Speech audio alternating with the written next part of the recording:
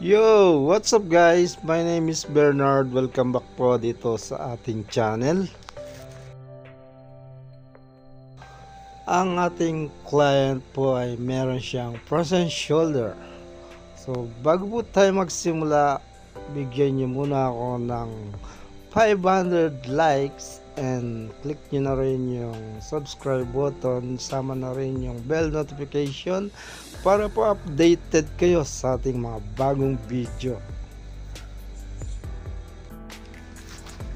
Okay, sa video na to ay ituturo sa atin kung paano mag therapy ng frozen shoulder.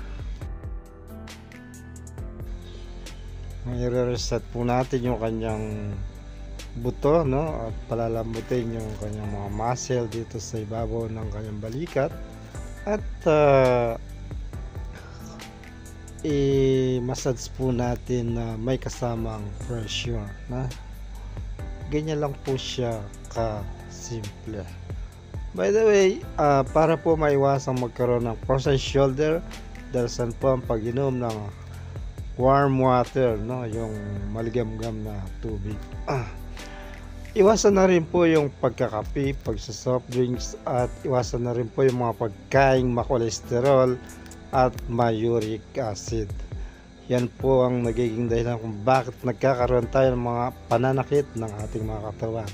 Iwasan na rin po yung mga asin, no, mga mantika, at marami pang iba.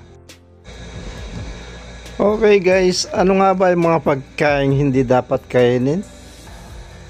Number 1 na po dyan yung mga laman loob ng mga karne, no? Yung mga bituka, no? Mga laman loob. Yan po ay malakas sa cholesterol at saka uric acid, no?